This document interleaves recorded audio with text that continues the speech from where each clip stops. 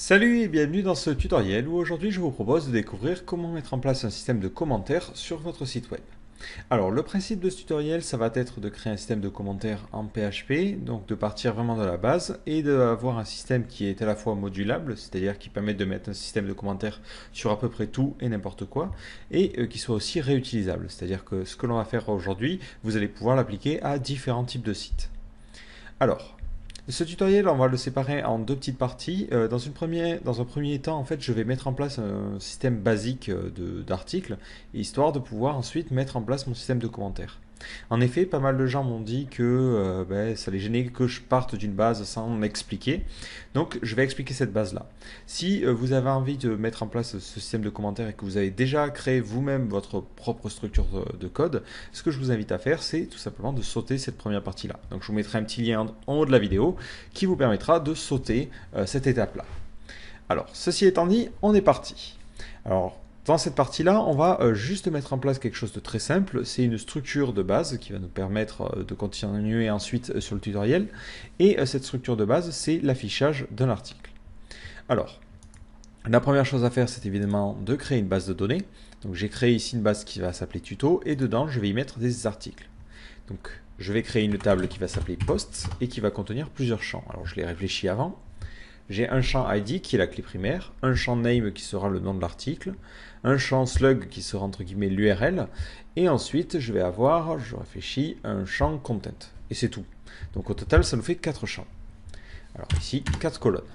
Alors premier champ, c'est l'ID, c'est toujours la même chose, c'est une clé primaire en auto-increment. Ensuite, je vais avoir un champ name, qui sera un varchar de 255 caractères, on prévoit relativement large. J'aurai un champ slug qui sera l'URL, qui devra être unique, mais ça, on s'en occupera pas dans cette vidéo-là. Et un champ content qui sera un long text. Donc là, long text. Voilà. Donc le moteur de stockage, on s'en fiche et je sauvegarde. Donc maintenant, on va faire notre petit code PHP. Donc on va se créer une page qui permettra tout simplement de lister un article ou d'en afficher un. Alors cette page, donc ce que je vais faire, je vais commencer par évidemment insérer un article dans ma base de données. Alors pour trouver du contenu, je vais tout simplement aller sur un site bidon, donc c'est Filerama, c'est un genre de Lorem Ipsum, mais c'est un genre de Lorem Ipsum, mais avec des paroles de Futurama. Voilà. Donc ici, hop, je prends ce texte-là au niveau du nom. Donc ici, ça va être mon super slug. Et ensuite, au niveau du content, ça sera tout ce contenu-là. Voilà. Et on va mettre aucune ID, ça va se choisir automatiquement. Donc l'idée maintenant, c'est à travers une URL de pouvoir accéder à cet article-là, pour pouvoir ensuite évidemment poster les commentaires. Alors, la structure du site, on va la choisir relativement simplement. Je vais avoir en intro un fichier qui va s'appeler index.php, qui sera le fichier d'arrivée en fait. Et si on veut charger une page, ça sera un truc comme ceci, index.php, point d'interrogation p égale, donc ça sera la page. Donc là, ça sera post avec un S ou sans S, je réfléchis, bon, avec un S, slash ou point view, et ensuite ça sera, et ensuite on pourra mettre des arguments, donc par exemple, et le slug, ça sera, hop, ce que j'avais rentré ici, c'était mon-super slug. Donc l'idée c'est que notre site réponde à cette page là. Alors pour l'instant évidemment ça ne marche pas, on va commencer à écrire un petit peu notre code PHP.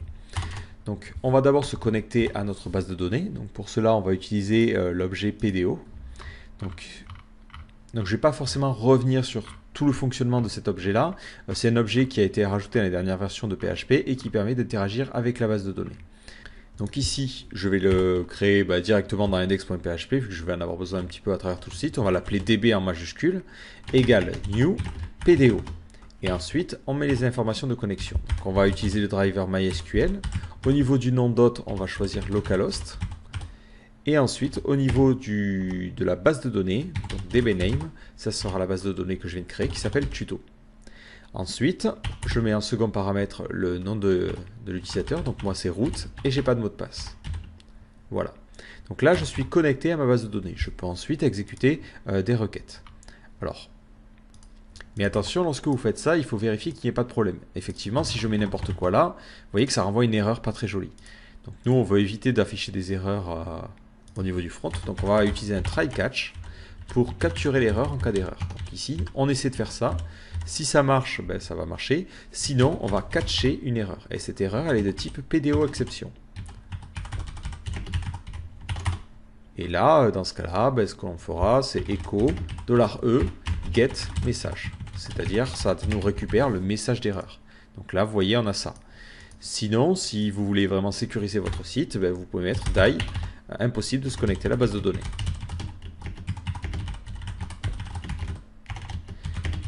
Donc moins vous donnez d'infos, moins c'est pratique pour le développement, mais plus c'est pratique pour éviter les hacks. C'est-à-dire que là, personne ne voit ce qui se passe. Du coup, ben, vous êtes entre guillemets un petit peu plus sécurisé en cas d'erreur.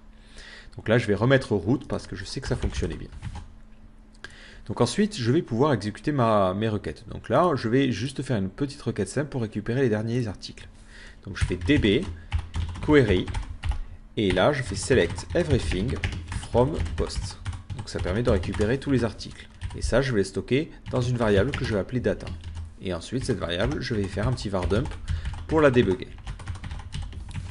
Donc je vois bien que j'ai ma requête. Et si je veux récupérer tous les enregistrements, je fais la méthode fetch all. Fetch all. Et vous voyez que je récupère mes enregistrements. Par contre, le tableau ne me va pas vraiment. Donc ce que je peux faire, c'est utiliser les attributs de PDO pour lui dire comment récupérer les informations. Alors si vous voulez plus d'informations, vous pouvez aller sur php.net. Donc là, je vais directement sur le manuel et vous cherchez la fonction setAttributes. SetAttributes qui permet de définir comme ça des attributs à PDO. Donc moi, je les connais pas par cœur, malgré que je l'utilise assez souvent. Et si vous regardez, vous avez le default fetch mode. Donc là, c'est ce que l'on veut changer. Donc nous, on va faire juste au-dessus, si la connexion fonctionne. Donc, ce sera à cet endroit-là, db setAttribute. En premier paramètre, donc on met cet attribut-là. Et ensuite, on va choisir le fetch mode à utiliser. Donc là, on a la liste des différentes solutions possibles. Et celui qui nous va bien, c'est soit le tableau associatif, soit sous forme d'objet. Moi, j'aime bien l'objet parce que ça retourne un format qui est plus pratique à utiliser. Ça m'évite d'avoir à faire des crochets. Donc je sauvegarde. Et si vous regardez maintenant, on a directement un objet qui contient les différents index, qui est beaucoup plus simple.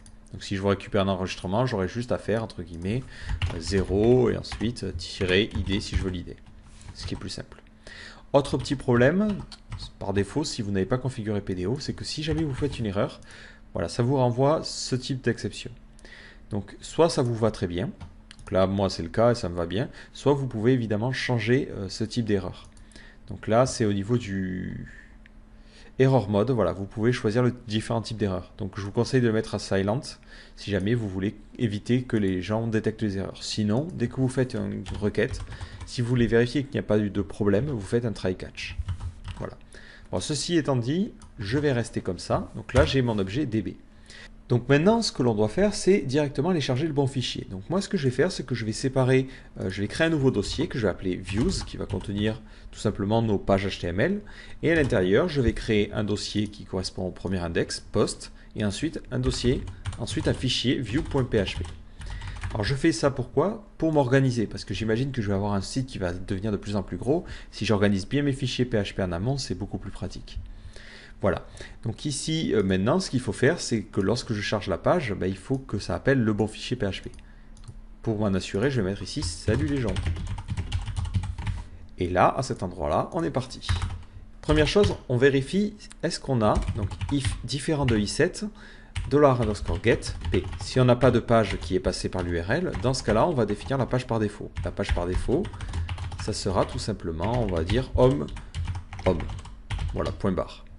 Ensuite, là, on peut travailler parce qu'on sait que getP est défini. Alors maintenant, on va juste vérifier que cet argument qui est ici, il correspond à ce que l'on attend. Donc pour cela, je vais utiliser on va utiliser des expressions régulières. Et pour les tester, je vais aller sur le site ifi regexp tester. Alors si vous n'êtes pas à l'aise avec les expressions régulières, je vous invite évidemment à regarder le tutoriel spécifiquement dédié. Donc là, je vais mettre mon type d'URL. Donc on va l'appeler post/.view plutôt. Et mon but, c'est de choper ces arguments-là. Donc là, on va dire, d'abord, on a plusieurs caractères. Donc c'est soit des lettres, soit des chiffres, soit des lettres en majuscules. Voilà, pas d'accent ni rien, ni rien. Et ça, c'est au moins répété plus d'une fois. Ensuite, on a un point, mais qui est facultatif. Voilà. Et et ensuite tout ça entre parenthèses. Et toute cette partie-là répétée plusieurs fois. Ouais, plusieurs fois, mais avec au moins un argument. Et histoire de s'assurer que ça fonctionne bien, on met un flag de début, donc c'est un point un accent circonflexe, et un flag de fin, c'est un $. Donc si par exemple ici je mets n'importe quoi comme ceci, hop, automatiquement vous voyez ça ne matche pas. Si je mets AZE.AZE.AZE.AZE.AZE, ça match. Si je mets plein de points pour essayer de chanter le système, hop, ça ne matchera pas. Et si je commence par un point, hop, ça ne matchera pas, et ainsi de suite. Donc l'idée, c'est de se construire un truc qui fonctionne assez bien. Alors cette expression régulière, je viens de la faire. Évidemment, il faudra la tester de manière un petit peu plus poussée si on veut vraiment s'assurer d'éviter les problèmes. Mais là, ça devrait fonctionner. Donc ce que l'on va faire, c'est qu'on va utiliser la fonction pregmatch pour vérifier que ce qui a été tapé dans l'URL correspond bien à ce que l'on attend. Donc ici, hop, on est parti. Donc if différent de preg_match, en premier paramètre, on met le pattern. Donc ici, c'est ce que l'on voit ici. Alors on va le mettre directement comme ceci. Donc en le commençant, en le finissant par des slash. Voilà. Alors là, il faut faire attention. L'anti-slash ne va pas poser de problème vu qu'on utilise des simples quotes. Ensuite, en second paramètre, on met le sujet. Donc ici, ça va être $_get_p. Et si ça ne fonctionne pas, ben, ce que l'on va faire, c'est que là, on va directement demander d'inclure le fichier P, un fichier particulier qui sera la page d'erreur 404. Donc là, on va l'appeler page égale 404. Sinon, ben, ce que l'on va faire, c'est qu'on va directement remplacer nos points par des slash et on aura comme ça une URL. Donc ici, on va mettre $page égale. Et histoire d'éviter les problèmes et d'éviter de faire plutôt un string replace et d'avoir quelque chose d'hasardeux, on va exploser notre $getP par rapport au point. Donc on va pour cela utiliser la fonction explode. Donc voilà, on met le délimiteur, donc on va mettre explode. On explose par des points. Et ensuite, on met notre chaîne de caractères qui est $_getP. Donc avec ça, on va obtenir un tableau contenant les arguments, les différents éléments de la page. Donc là, on va l'appeler A, comme array. Et ensuite, on va juste faire un petit var dump de array pour que vous voyez qu'on récupère bien les différents morceaux. Donc là, hop, je récupère juste homme. Parce que j'ai juste mis un i7. Là, on va mettre if différent de i7. Voilà. Automatiquement, vous voyez que je récupère post et view. Et ensuite, ce que je peux faire, c'est un implode. Et là, j'implode en précisant que je rajoute plutôt un slash. Voilà. Et ça, je vais l'appeler page. Donc maintenant, une fois que j'ai fini, ben, ce que je vais faire, c'est que je vais dire si le fichier existe, donc if file _exists. Donc le fichier, ça sera directement dans le dossier views, donc views, suivi d'un slash, suivi par ce que j'ai au niveau de mon URL. Donc ici, c'est $page. Et à la fin, c'est l'extension .php. Donc si jamais j'ai envie de changer l'extension, je pourrais le faire à cet endroit-là. Mais là, pour l'instant, je n'ai pas de but à faire ça. Mais si ça existe, dans ce cas-là, je require le fichier. Donc le fichier, c'est encore une fois cette URL-là. Sinon, ça veut dire que le fichier n'existe pas. Et dans ce cas-là, je vais require directement, encore une fois, ce fameux fichier qui s'appelle 404.php. Donc là, je peux faire directement 404. On va dire, on le stocke dans un dossier qui va s'appeler errors/404.php. Voilà. Et à cet endroit-là, hop, je mets errors/404. Donc là, vous voyez que ça inclut bien mon fichier salut les gens. Alors, ce que je vais faire, c'est que dans mon dossier view, hop, je vais aller créer un nouveau dossier que je vais appeler layout. Et dans ce dossier layout, je vais tout simplement mettre le layout par défaut. C'est-à-dire tout ce qui va entourer notre page. Donc là, on va mettre du code HTML standard. On va mettre ici mon titre. Voilà. Et dans le body, on va mettre... Et ensuite, on va afficher le contenu à cet endroit-là. Donc là, j'utilise la version raccourcie du echo. Donc plutôt que de faire un .php echo et ensuite d'écrire le contenu, je mets directement ce petit raccourci. Donc là, ça permettra directement d'afficher le contenu. Donc là, au niveau de mon index.php, plutôt que de require directement ma vue, ce que je vais faire, c'est que je vais le stocker dans une variable. Donc pour cela, je vais faire un OB underscore start. Ensuite, je fais un require, donc j'inclus mon fichier PHP. Et à la fin, je fais $content égale OB underscore get underscore clean. Ce qui me permet de récupérer le contenu dans une variable. Et à la fin, je suis content, je peux inclure donc mon template par défaut. Donc c'est require, c'est dans le dossier views / layouts. Je vais mettre un s plutôt / default.php. Et automatiquement, ça va injecter en fait cette variable là. Donc là, hop, c'était views avec un s. Et je vais en profiter, je vais changer le dossier layout pour layouts. Donc si maintenant je sauvegarde, ben, vous voyez que j'ai à la fois le texte et mon contenu. Donc là, j'ai enfin posé la structure de mon site. Donc ici, je vais juste mettre en place un petit peu de CSS et tout ça. Donc pour le CSS, on va utiliser le Twitter Bootstrap, tout simplement parce que ça va nous permettre d'avoir un format prédéfini. Et on va utiliser un thème particulier qui est Flatly, histoire d'avoir quelque chose d'un petit peu plus sympa. Donc là, je prends directement le fichier CSS. Voilà. Je vais me le sauvegarder carrément pour l'avoir. Donc ici, hop, je crée un nouveau dossier, css/style.css. Et hop, voilà, je cale mon fichier. Je ferme, et au niveau de mon title, je mets un link, rel égale stylesheet. Alors, je me souviens jamais si c'est src ou href, on va aller directement regarder dans le code source. Voilà, c'est un href, le src c'est pour les scripts. Href égale, et là c'est css/style.css. Voilà, donc maintenant si je revais sur ma page, ben, j'ai le CSS qui est bien chargé. Et ce que je vais faire, c'est que je vais me mettre une petite barre d'onglet tout en haut de ma page. Donc pour cela, c'est du Twitter Bootstrap. J'utilise nav qui a la classe navbar. Voilà, ensuite je vais mettre une div qui a la classe container-fluid. Div.navbar, ouais, c'est l'inclusion dans l'inclusion dans l'inclusion, c'est Twitter Bootstrap, header.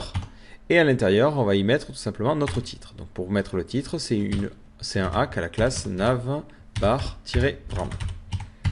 Et ici on va mettre tutoriel. Voilà, alors c'est pas bien stylisé, je vais rajouter quelques classes au niveau de navbar. Voilà, il faut navbar default, navbar fixed top et tout ça. Voilà. Maintenant au niveau de ma page view, vous voyez que c'est plus organisé. Je peux directement utiliser mon objet DB et faire ma requête pour récupérer mes différents articles. Donc je le fais au-dessus de la page.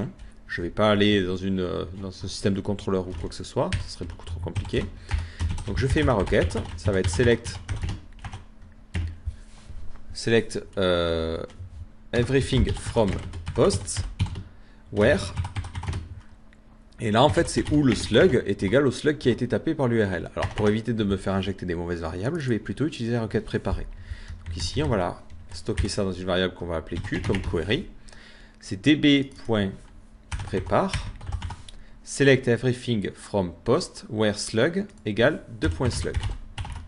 Voilà, j'ai fait ma requête préparée. Donc ensuite, j'ai plus qu'à exécuter cette requête. Donc pour cela, je fais $q execute et je passe en paramètre les différentes propriétés. Donc ici, moi, je dois juste envoyer le slug et le slug, c'est $_get slug.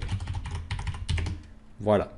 Alors, à partir de maintenant, j'aurais tendance plutôt à noter les tableaux d'une autre façon. Donc, c'est apparu sur la dernière version de PHP. Si ce n'est pas activé chez vous, restez avec la notation que je viens de vous donner. Mais sachez, si vous le voyez, comme maintenant, on peut mettre des crochets directement pour définir des tableaux. Ça revient absolument à la même chose. Et une fois que notre requête est exécutée, on peut récupérer les résultats. Donc ici, je vais mettre $post égale $q fetch. Alors, je pourrais me faire une classe pour aller un petit peu plus vite, mais pour l'instant, on va rester sur ça. Donc là, mon PHP est exécuté et ensuite, je vais pouvoir y mettre mon code HTML. Donc hop, je vais nettoyer un petit peu le code. On va mettre un petit H1. Donc dans le H1, on va mettre le titre. Donc c'est post name. Donc vous voyez que la notation objet est beaucoup plus simple. Et ensuite, on va afficher le contenu. Donc echo post content. Je sauvegarde et si j'actualise, vous voyez que j'ai un petit problème. Alors, je vais revenir sur mon index.php. Si je remonte, j'ai retiré une ligne que j'avais mise, je ne sais pas pourquoi, sur le set attribute. Donc je vais revenir dessus. Voilà, c'était sur les différents fetch modes. Je ne sais pas pourquoi je l'ai enlevé. Donc là, au niveau de juste ici, on va mettre $db set attribute. Voilà, donc l'attribut c'était ça. Et les différents fetch modes possibles, c'était à cet endroit-là. Hop, hop, hop. C'était sous forme d'objet. Je trouvais ça beaucoup plus simple à utiliser. Et histoire d'organiser mon code, je vais mettre des commentaires. Donc là, c'est connexion à la base de données. Donc on va l'appeler database. Voilà. Et ensuite, c'est routing. Voilà. Donc là, c'est là où on vérifie, on trouve le path. Et à la fin, c'est génération de la vue.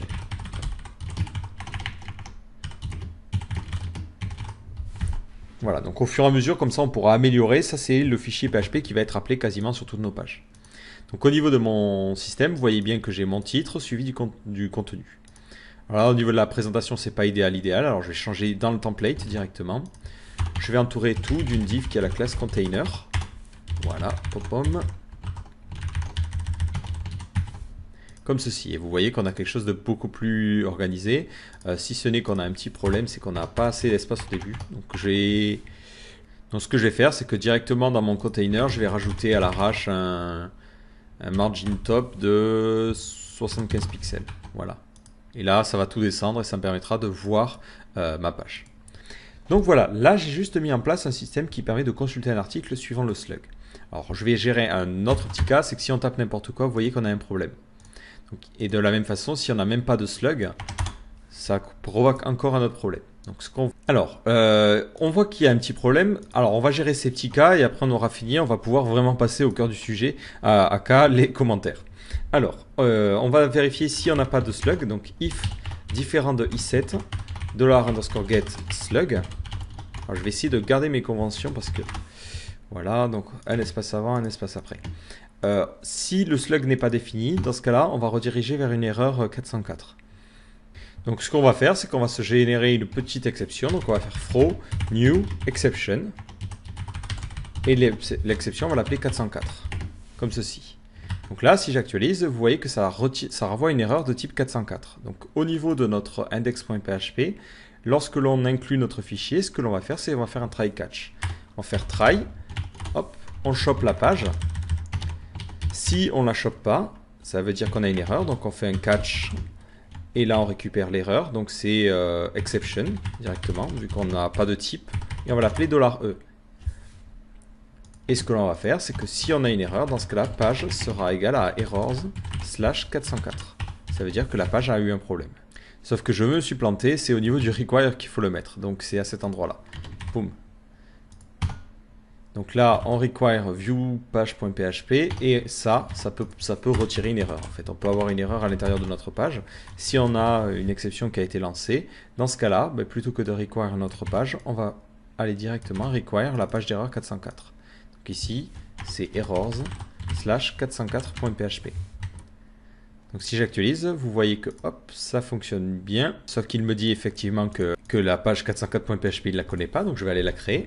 Donc c'est dans le dossier views, ensuite c'est dans le dossier errors, et ensuite c'est 404.php. Donc là on va juste mettre un petit h1 qui va dire page introuvable.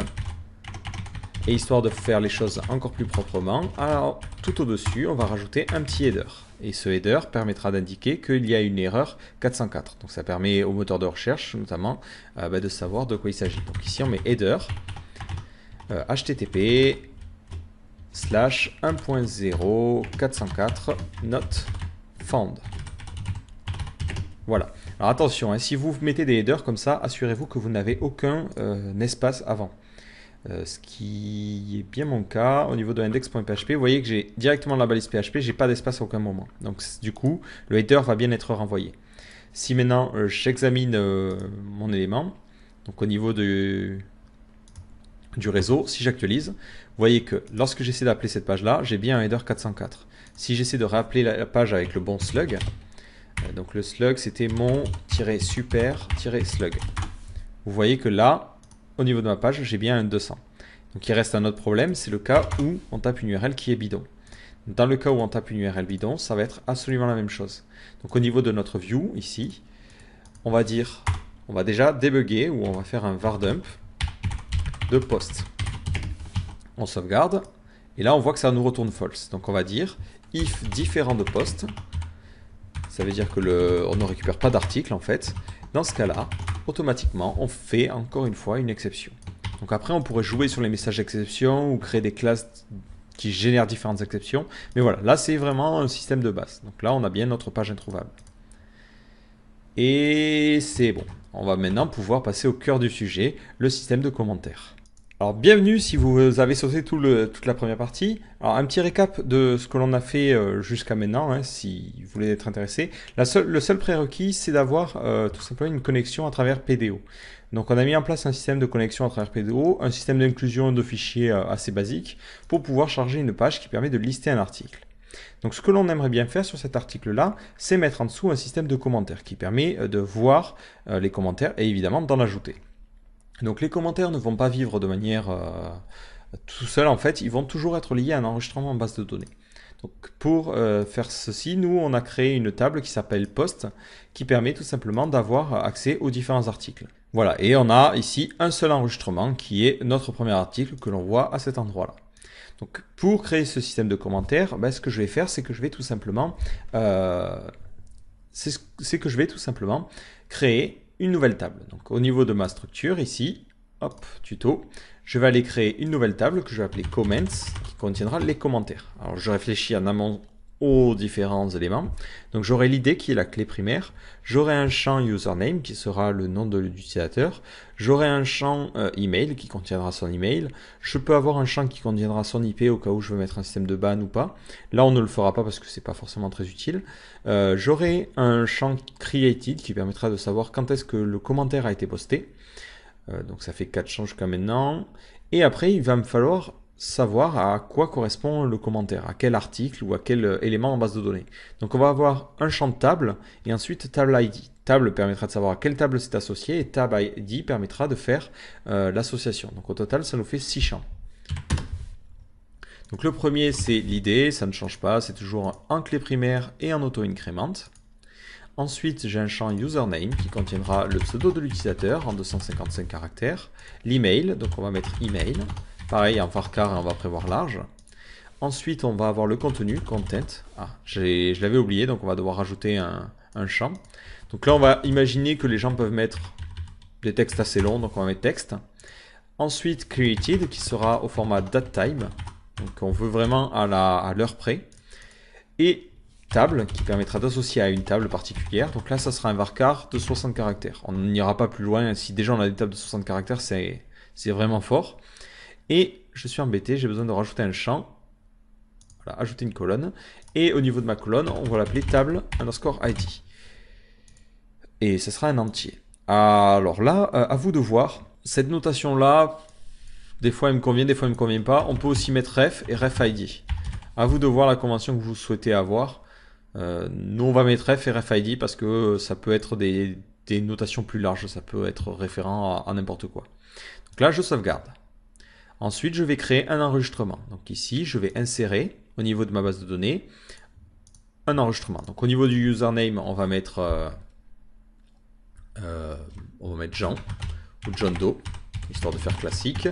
Au niveau de l'email on va mettre john-do@do.fr. Au niveau du contenu, on va encore utiliser du Filirama un petit peu à l'arrache. Voilà. Ensuite, au niveau du created, on va mettre la date du jour. Donc ça va être aujourd'hui. Le référent, enfin on va mettre même les quelques jours en arrière. De toute façon, on s'en fiche un petit peu. Le référent, ça sera les articles. Et RefID, ça sera l'enregistrement numéro 1. Voilà. Donc l'idée, c'est sur cette page-là qu'on va un petit peu raccourcir et pour les besoins de la vidéo, hop, j'allais modifier directement en base de données, je ne me suis pas créé de back-office. Hein. Hop, on va aller raccourcir ceci. Donc l'idée, c'est juste en dessous, d'ailleurs on va pouvoir aussi retirer le titre. En dessous, je veux mettre le système de commentaires. Donc hop, on est parti. On va mettre un petit H2, on va compter le nombre de commentaires, donc pour l'instant on va mettre X commentaires. Et en dessous on a les commentaires. Donc toute cette partie là on va pour l'instant la mettre directement dans notre page. Donc la première chose c'est de récupérer les différents commentaires. Donc pour cela j'utilise mon objet PDO, donc c'est que j'avais nommé DB. DB prépare. Alors je réfléchis. Ouais, là c'est plutôt un query qu'on va faire parce qu'on n'a rien à échapper. Donc on fait select everything from comments where ref ID. Ça va être ici notre ID, donc ça va être, hop, on va mettre des doubles quotes histoire d'aller un poil plus vite. Voilà, donc ça va être notre article, donc c'était post et c'est l'ID. Et ensuite on va choisir le référeur, donc end ref égale post avec un S. Et suivant dans quel ordre vous pouvez faire un order created ask. Donc ça veut dire par ordre croissant de date de création. Donc vous aurez le plus vieux en début et le plus récent en la fin. Donc moi je choisis l'ordre inverse, c'est celui que l'on voit sur YouTube ou autre, c'est le plus récent en premier. Donc une fois qu'on a fait cette requête, on le stocke dans une variable que je vais appeler Q comme query. Et je vais pouvoir faire un petit fetch all pour récupérer les commentaires. Donc là je fais comments égale $Q fetch all. Et je ferme. Donc maintenant, si je veux afficher le nombre de commentaires, j'ai qu'à faire echo comments et je vais compter ça en fait, compter le nombre de commentaires. Donc si je regarde, je vois que j'ai une petite erreur. Tout simplement à cet endroit-là, je dois avoir un problème. Donc je vais modifier dans les set attributes ici le type d'erreur parce que j'ai pas l'impression que ce soit le bon format qui est renvoyé. Voilà, on va sortir des warnings en cas d'erreur. Donc là c'est PDO underscore rmod. Alors on est parti, c'était au niveau de notre index. Au niveau des attributs de PDO, c'est rmod. Et là c'est directement hop, comme ceci. Voilà, ça nous permettra normalement, si je ne me trompe pas, d'avoir des erreurs qui parlent un petit peu mieux. Donc là, en l'occurrence, au niveau de mon view, c'est mon order, c'est un order by que je devrais faire. Voilà. Donc si je sauvegarde, je vois bien qu'il me sort un commentaire et qu'après, je peux afficher mon commentaire.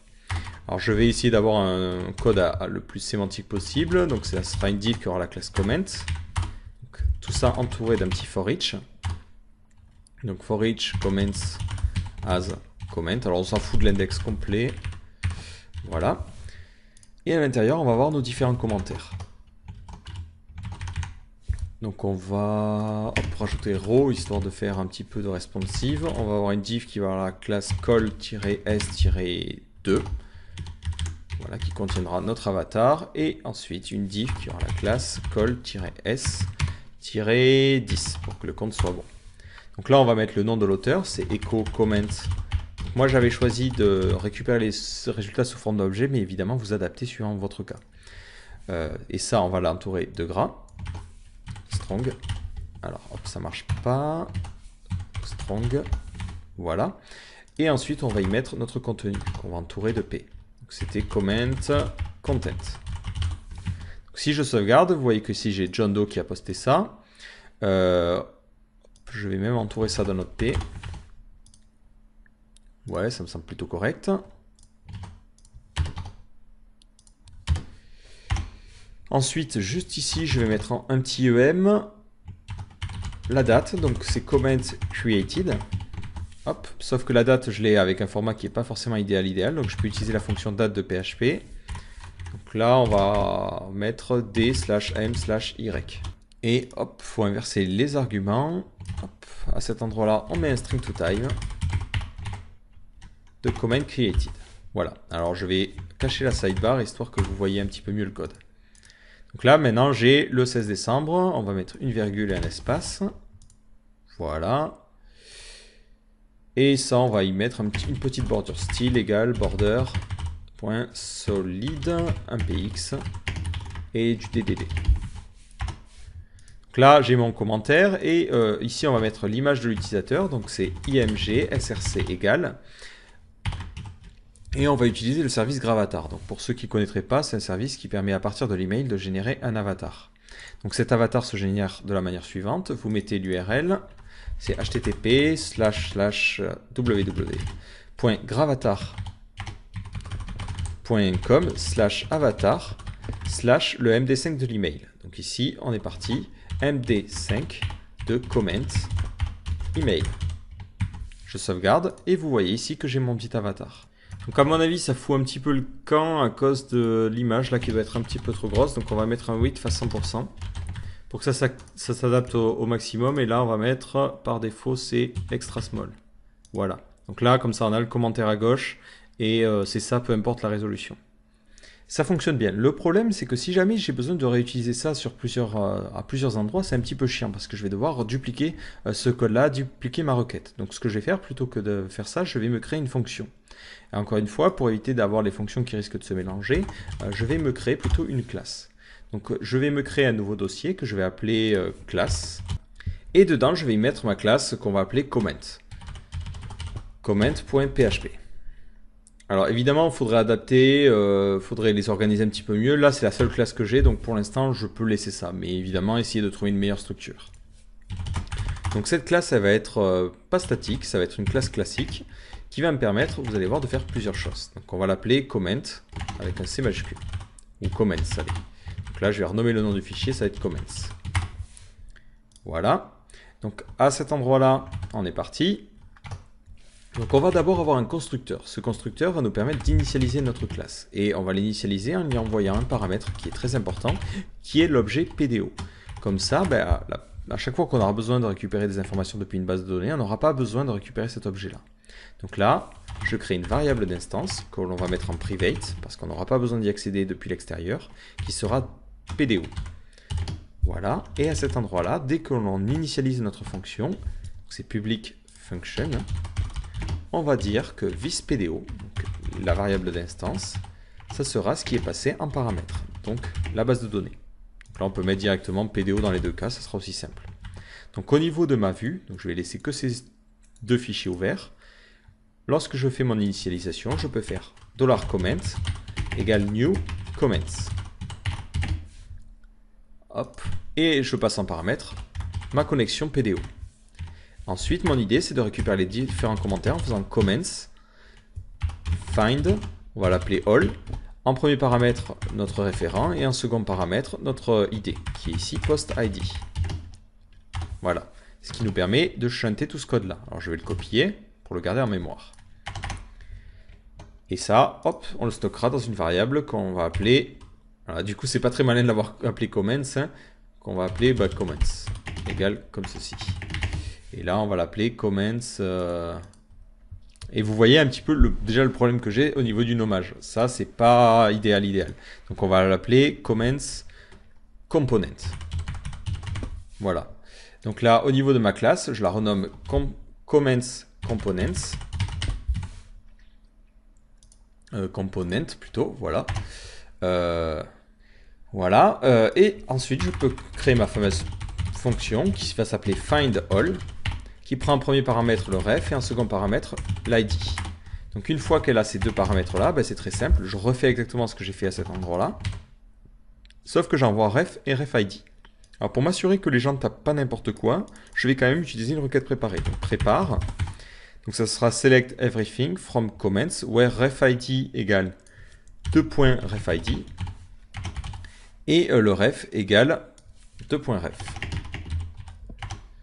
Donc là, après, vous pouvez réorganiser, sauter des lignes si vous voulez un truc plus clair. Hop, allez, ce que l'on va faire, histoire d'être clean jusqu'au bout. Voilà, hop, le end, on le passe comme ceci. Et le order by comme ça. Voilà, donc là, on a comme ça notre petite requête préparée. Ensuite, on va l'exécuter. Donc pour cela, on fait $Q, execute. Et on passe en paramètres. Donc je vais utiliser le nouveau format des tableaux. Donc d'abord le référent qui sera le référent. Et ensuite le refid qui sera le refid. Voilà, notre requête est exécutée et ensuite je peux directement retourner les différents résultats. Return, $Q, fetch all. Bon, finalement, je vais la laisser comments, cette classe. Et là, au niveau de notre view, directement, je peux... Là, je vais la laisser s'appeler comments. Et là, on va l'appeler comments class. Donc, comments underscore CLS. Voilà. Alors, si évidemment je fais ce test-là, il va me dire que la classe comments, il ne la connaît pas. Donc, ce que je vais avoir besoin de faire, c'est de l'inclure. Alors, on va essayer de modifier un petit peu ce comportement-là. C'est vrai que inclure les classes, c'est très pratique, c'est facile à faire. Mais là, on a cumulé des mauvaises pratiques. Déjà, c'est d'avoir nommé cette classe de manière très classique, entre guillemets. Mais l'autre problème, c'est que si jamais quelqu'un d'autre utilise un nom de classe qui est similaire, ce qui a de fortes chances d'arriver si vous incluez d'autres frameworks ou d'autres choses, ça va arriver. C'est sûr que quelqu'un a déjà nommé cette classe comments. Donc, ce que l'on va faire, c'est qu'on va utiliser le principe des namespaces. Donc si vous n'avez pas les namespaces disponibles, vous pouvez ignorer cette étape-là, mais bon, vous allez quasiment être obligé de le faire. Donc namespace, et là on va définir un namespace particulier. Donc nous on va l'appeler par exemple GraphicsArt, vu que je suis le nom de l'auteur, c'est tout en fait. Voilà, le namespace ça sera GraphicsArt. Donc c'est là où je mettrai toutes mes classes que j'ai créées. Si c'est un composant, donc là on peut faire GraphicsArt/components. Voilà. Ou GraphicsArt/plugin. Bon, je sais pas, à vous d'imaginer un petit peu n'importe quoi. Voilà, donc là on a notre namespace. Ce que je vais faire, c'est qu'on va respecter les conventions, qui est de mettre les classes dans les bons dossiers. Donc là, hop, ouais, j'édite pas le bon fichier. Voilà, c'est ce fichier que j'édite depuis tout à l'heure. Donc là, on va créer des dossiers qui correspondent à ce qu'il y a là. Donc je vais créer un nouveau dossier GraphicsArt. Hop, donc je vais déplacer ma classe à l'intérieur. Et là, je vais créer un nouveau dossier que je vais appeler plugin. Et à l'intérieur, je vais y mettre mon petit plugin. Je réfléchis, est-ce que je mets un S ou pas? Non, je ne mets pas d'S. Et à l'intérieur, j'aurai ma fameuse classe comments avec un S majuscule. Donc là, au niveau de votre vue, ce que vous avez juste à faire, c'est directement de dire je vais utiliser cette classe-là. Pour cela, vous faites use et vous définissez le namespace. Donc votre namespace, ça sera ici, comme je l'ai dit, GraphicsArt /plugin /comment. Voilà, donc automatiquement, il va savoir que vous voulez utiliser cette classe-là. Alors si vous regardez, il vous dit que cette classe-là, celle que je définis dans le namespace, il ne la trouve pas. Donc ce que vous pouvez faire, c'est inclure le fichier. Mais là, vous allez me dire, mais attends, t'es trop con, parce qu'au final, tu écris deux fois la même chose. Tu écris le namespace, et en plus, juste après, tu vas aller inclure ce fichier-là. Donc ça, on va éviter. On va définir un autoloader. Donc cet autoloader, il va affecter toute notre application. Donc on va le mettre dans index.php. Donc là, on va le mettre juste là. Autoloader, qui permet en fait, dès qu'il va détecter un namespace ou une classe qu'il ne connaît pas, d'aller inclure le bon fichier. Donc pour cela, on utilise une fonction qui est native de PHP qui s'appelle SPL _autoload _register. On met en premier paramètre et on met la fonction que l'on veut lancer pour autoloader. Là, ma fonction va s'appeler très sobrement autoload. Donc, je vais la définir tout de suite. Function autoload et elle prend en paramètre la classe. Et nous, ce qu'on va faire, c'est qu'on va juste faire un var_dump de classe et ensuite un petit die. Je sauvegarde. Donc hop, il me dit qu'il ne connaît pas la fonction autoload. Si je la nomme mal, ça va pas marcher. Et vous voyez ici qu'il me trouve ça. Donc là, ben, c'est impeccable. J'ai juste à parser ce truc, enlever les anti-slash et mettre des slash à la place et rajouter un point .php à la fin. Donc ici, on est parti. Hop, je vais mettre require. Donc c'est dans le dossier classe. Et ensuite, c'est directement ce qui a été rentré. Donc c'est classe slash .ma classe où je retire en fait, hop, où je fais un petit string replace, je retire les anti-slash, donc c'est anti-slash comme ceci, alors il faut en mettre deux du coup, et à la place, je mets des slash. Et à la fin, hop, allez, je n'oublie pas de mettre le nom de ma classe, et à la fin, je mets un point .php. Donc là, hop, point .php. Donc si je sauvegarde, vous voyez que l'erreur a changé, j'ai maintenant une erreur directement dans le fichier comment, ça veut dire qu'il inclut bien le bon fichier.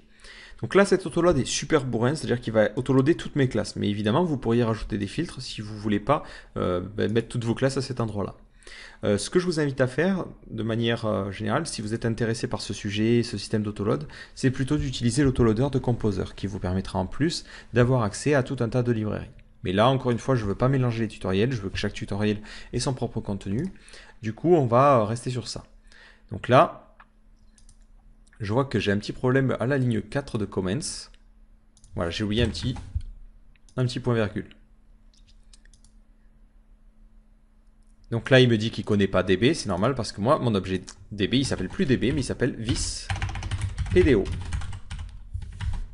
Voilà, et vous voyez qu'au final, j'obtiens le même résultat.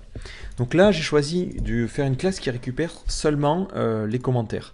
Ce que vous pourriez avoir envie de faire, c'est d'avoir une classe qui génère le code HTML. Mais par expérience, je sais que le code HTML dépend de site en site ou dépend de beaucoup de facteurs. Donc je préfère laisser ça à cet endroit-là. Encore une fois, si vous voulez faire quelque chose de différent, par exemple stocker ça en mémoire, hop, je vais vous montrer une petite astuce.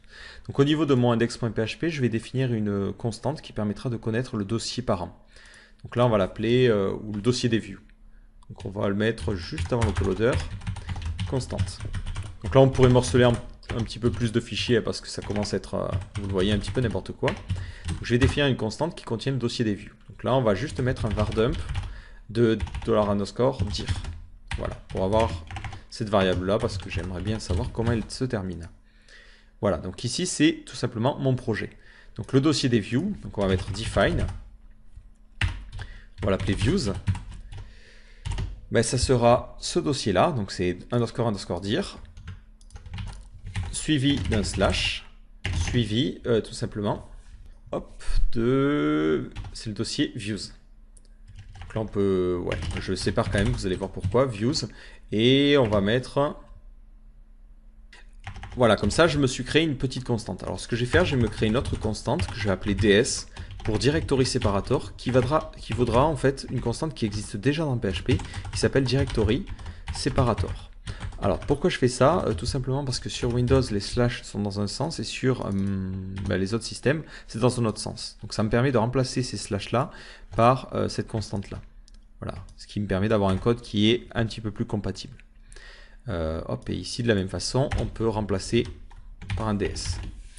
Donc là c'est de l'optimisation vite fait. Et ce que je vais faire, c'est que je vais avoir une autre constante qui va s'appeler elements, qui sera dans le dossier views et qui contiendra des éléments que l'on pourra réutiliser entre les pages. Et encore que je réfléchis, oui, ça va aller directement là. Et en fait, on va mettre le code HTML de nos commentaires dans ces éléments-là. Donc ici, elements, et ensuite on suit par ds. Voilà, on va finir tous nos paths, tous nos chemins par des ds. Voilà. Donc maintenant, je suis... Voilà, donc je retire mon die pour que le truc continue à s'exécuter. Et ce que je vais faire, c'est qu'ici, plutôt que de m'embêter à faire ça, je vais faire un echo require. Donc ça va être le dossier elements. Et ensuite, ça va s'appeler comment.php. Voilà, ce qui est beaucoup plus simple. Et au niveau de notre dossier view, je vais aller créer ce fichier. Donc c'est dans le dossier views slash elements slash, hop là, c'est comment.php. Voilà. Et là, j'ai la structure de base d'un commentaire. Comme ça, si plus tard je me dis que ça serait bien de le changer, je pourrais le faire. Et hop, au niveau de notre view, c'est directement un PHP. Alors là, on a créé le système qui permet de consulter les commentaires. Maintenant, il nous faut un système qui permet tout simplement de les créer. Donc, on est parti. Je vais me créer un petit formulaire. Donc, le formulaire, pareil, je ne vais pas le mettre dans mon super plugin là parce que ça va dépendre aussi des designs. C'est juste les champs qui vont être particuliers. Donc je vais me créer une div qui est la classe row, une div qui est la classe call xs6. On va avoir un petit champ. Tout ça, on va l'entourer d'un formulaire. Donc hop, forme. L'action, ça sera l'action courante, donc on va rien mettre. Le rôle, ça sera un formulaire. Et on est parti. Donc au niveau de notre XS, on va avoir un premier champ. Donc c'est une div qui est la classe form group. Ensuite, on va avoir un label qui correspond à pseudo. Voilà. Donc là, on va pas mettre de for, on va pas s'embêter. Dans le Twitter Bootstrap, je crois pas qu'il faut de classe pour les labels. Et ensuite, un input de type. Donc là, ça va être texte. Et on va mettre la classe form-control. Voilà, on va choisir un name, ça sera username. Donc là, ça va correspondre à ce que l'on a en base de données. Et on ferme. Donc je sauvegarde, je vérifie que ça fonctionne bien. Et là, j'ai mon pseudo. Donc je vais copier ce que j'ai ici.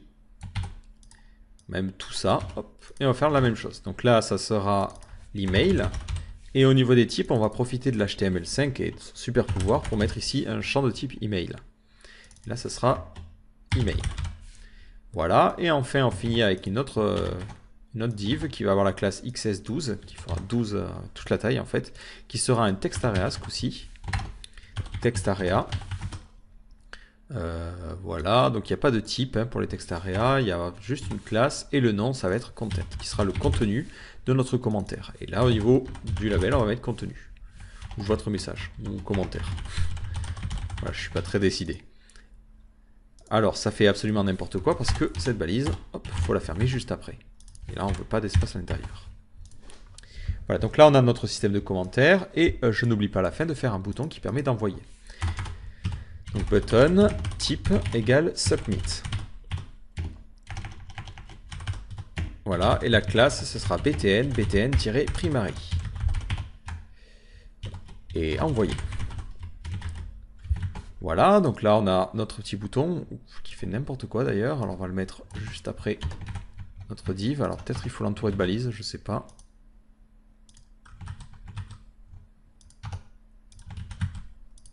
Non, voilà, là ça marche mieux. Et on va mettre un petit P, c'est moche mais c'est efficace pour séparer un petit peu le tout. Donc là, on a notre formulaire qui permet de commenter. Ce formulaire, il faut qu'on puisse le soumettre, ce qui est bon, déjà faisable, mais il faut surtout valider les données. Il faut vérifier que le pseudo ne soit pas vide, et ainsi de suite. Là, je peux envoyer les données. En plus, vous voyez que ça crée une petite erreur. Donc là, au niveau du formulaire, je vais mettre que la méthode à utiliser, ce n'est pas c'est du post directement. Donc là, j'envoie les données. Et vous voyez que ça donne. Et vous voyez que ça envoie les informations. Et que je n'ai pas de problème particulier. Donc ce que l'on va faire, c'est qu'on va migrer toute cette partie-là, hop, de nos commentaires à cet endroit-là, tout en haut, parce qu'au final, peu importe qu'on l'utilise en bas ou en haut, pour avoir toute la structure logique en haut. Donc là, ça sera récupération de l'article, ou n'importe quel code qui correspondra à votre cas. Et ici, ça sera nos commentaires. Voilà. Et directement, on les récupérera à cet endroit-là. Au niveau de... Ensuite, on aura comme ça plus que le contenu. Ce qui nous permettra, hop, donc là on va même mettre un commentaire, de séparer vraiment la logique du contenu. Donc là, dès qu'on va soumettre le commentaire, il va falloir le sauvegarder. Donc à cet endroit-là, au niveau de mon champ, je vais rajouter une action qui permettra de savoir quelle action doit être effectuée. Donc là, hop, je vais créer un input de type hidden, donc caché. Donc ça, son nom, ça sera tout simplement action. Et sa valeur, ça sera comment, pour savoir si quelqu'un est en train de commenter.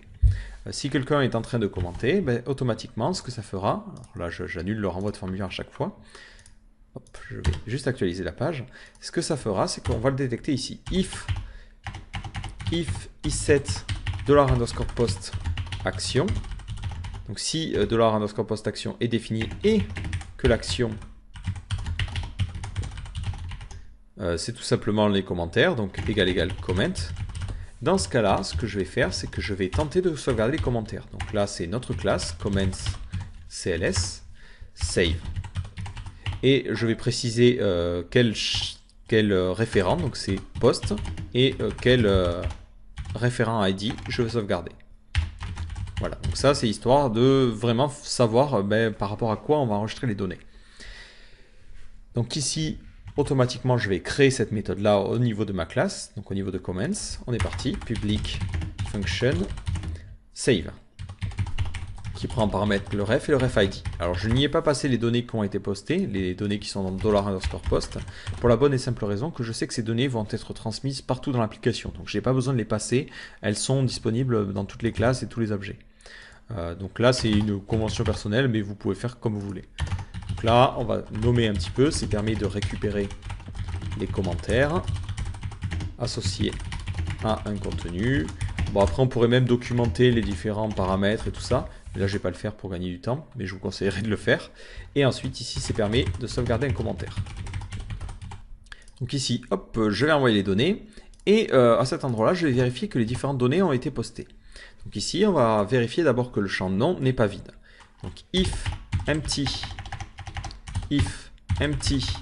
$_post, donc c'est username. Dans ce cas-là, on va dire qu'il y aura une erreur, errors. Alors on va stocker tout ça dans une variable qui va s'appeler errors. Et cette erreur-là, donc dans ce truc errors, on va rajouter un champ, enfin rajouter une propriété username, et on va mettre ici 1 pour dire qu'il y a une erreur, comme ça on pourra personnaliser le message d'erreur en front. Je pense que c'est le mieux. Je réfléchis, est-ce que c'est le mieux ou est-ce qu'on met directement le message d'erreur ici? Bon, à vous de voir. Allez, on va le mettre ici. Votre pseudo, vous n'avez pas rentré de pseudo.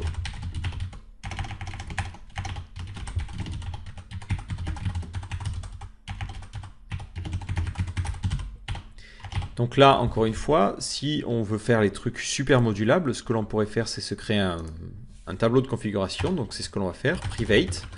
On va l'appeler options égale array. Donc là, je prends cette notation-là dans ce cas-là, parce que c'est plus simple à lire dans ce cas-là. Voilà. Et dans ce cas-là, on va par exemple mettre username _error. Et là, on mettra le message d'erreur. Ici, ça sera vous n'avez pas rentré de pseudo. Hop. Au moment où on définit notre configuration, c'est ici. Hop. on peut passer en paramètre des options qui permettraient de configurer notre plugin commentaire. Et ensuite, ce que l'on fait, c'est qu'on fait un this options égale array underscore merge. Alors, je me souviens jamais dans quel ordre sont les variables. C'est-à-dire quel tableau écrase quel tableau. Donc, on va jeter un petit coup d'œil sur la doc de php.net. Voilà. Donc ici, voilà, c'est toujours le dernier cas raison. Donc, pour que ça soit le dernier cas raison, on met en premier nos options qui sont déjà passées. Et ensuite, on met les options que l'on passe en paramètres. Voilà. Donc à cet endroit-là, ça me permet de récupérer directement le message d'erreur en faisant $options, this, options, username, underscore error. Voilà, et par défaut, on va passer un tableau vide. Donc là, c'est toujours dans l'idée d'avoir quelque chose qui est le plus modulable possible, d'avoir quelque chose qui puisse être réutilisé et puisse être adapté au maximum de cas. Donc là, je continue. Sinon, on va vérifier aussi que le mail est valide. Donc pour vérifier que le mail est valide, c'est if. Donc soit tout simplement il est vide. Hop. Soit tout simplement il ne correspond pas à ce que l'on attend. Donc pour cela, c'est où? On a directement un truc, on n'a pas besoin d'utiliser expression régulière super chiante. On a tout simplement dans PHP un filter var. Hop, qui permet, on passe en premier paramètre l'email, donc c'est $_post email. Alors je vais séparer histoire que le code reste lisible. Voilà. On passe en premier paramètre le truc et ensuite c'est une constante qui s'appelle filter underscore validate underscore email. Donc si ça, ce n'est pas filtré, ça veut dire que ça ne fonctionne pas. Dans ce cas-là, on aura une erreur. Et l'erreur, c'est la même chose. Donc là, c'est email égale this options. Et ça sera email underscore error.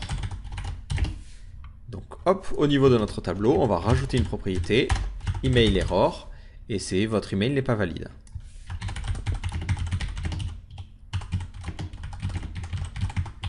Et vous devinez, on va prévoir déjà le message pour le contenu qui n'a pas été tapé, content error.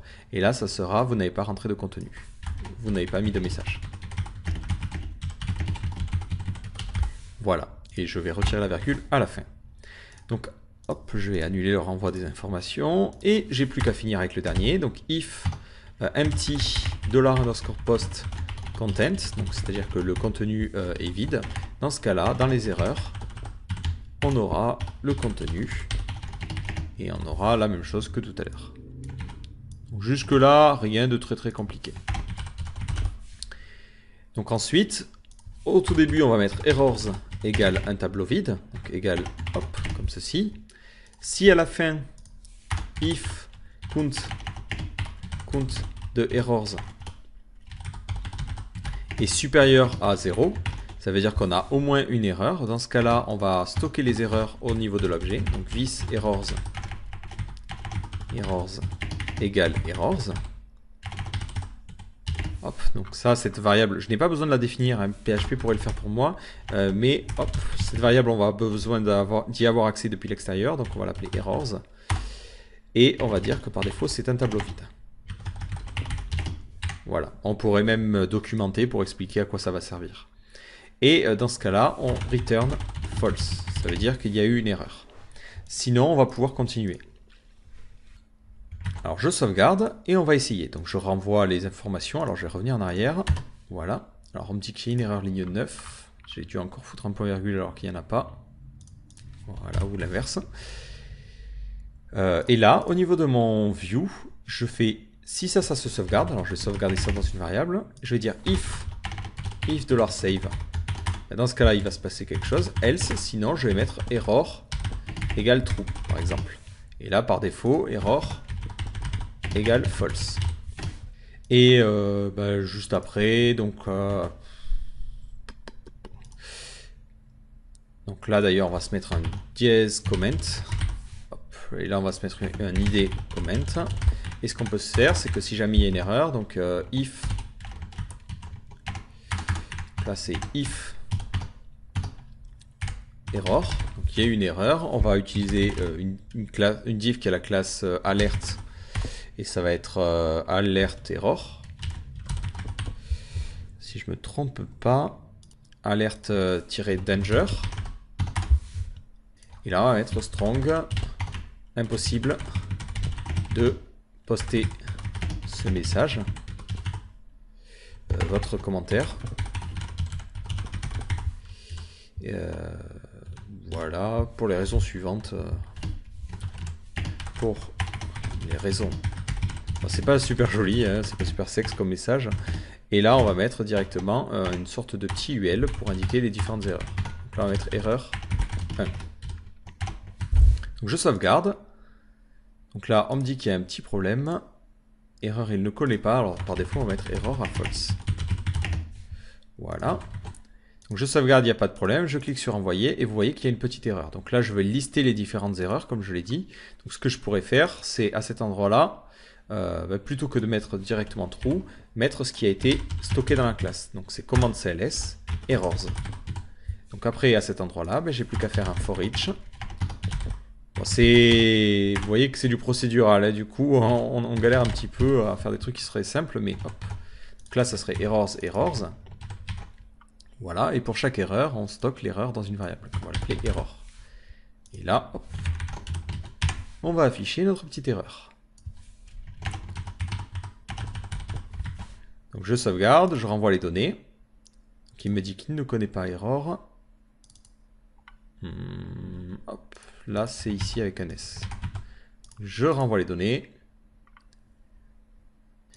Donc au niveau de comments, hop, voilà, j'ai mis trop de R. Je clique sur envoyer et vous voyez qu'on me donne les différentes erreurs. Donc là, j'ai un petit problème d'encodage. Alors ne vous inquiétez pas, c'est tout à fait normal. Simplement parce que j'ai fait le boulet, j'ai oublié de mettre une méta UTF-8 en haut de ma page. Donc là, hop, je vais mettre ma petite méta au-dessus de ma page. Et normalement, ça devrait résoudre tous les problèmes. Donc je ressoumets les informations en me plantant. Et vous voyez qu'on me indique les différentes erreurs. Donc on pourrait aussi les mettre sur les champs. Donc là, hop. Donc on pourrait aussi les mettre sur les champs, mais ces erreurs-là ne sont jamais censées arriver. Tout simplement pourquoi? Parce qu'au niveau de notre formulaire de commentaires, donc c'était sur la page view.php, ce que l'on peut faire, c'est utiliser l'HTML5. Donc là, dire par exemple required pour dire que ce champ est nécessaire. De la même façon, au niveau du type email, ça va forcément le valider, mais de la même façon, on le veut. Donc on va mettre required. Et encore une fois, sur le texte area, on va aussi mettre un required. Histoire d'avoir une validation qui va se faire côté navigateur. Donc ça, c'est l'avantage de l'HTML5. C'est qu'automatiquement, on peut le faire. Donc normalement, j'arrive sur la page, j'ai pas de problème. Je vais enlever le dièse. Voilà. J'essaie de soumettre les informations et vous voyez qu'on me dit qu'il faut compléter ce champ. Je complète le champ, pareil, on me dit il faut compléter le champ, on me dit qu'il faut un email. Donc ça me permet d'éviter d'avoir affiché ces erreurs. J'ai quand même géré le cas parce que ça peut arriver qu'un navigateur ne supporte pas ça.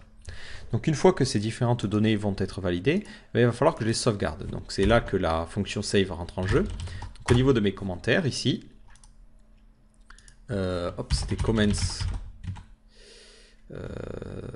Voilà, c'était ça dans notre classe. Et là je réfléchis à un truc. C'est que la partie traitement ici, hop, on va la mettre juste là. Donc ici, on va mettre soumission d'un formulaire, soumission d'un commentaire. Donc dans l'autre cas, le commentaire a bien été sauvegardé. Donc là, on va appeler ça success et on va mettre ça à true.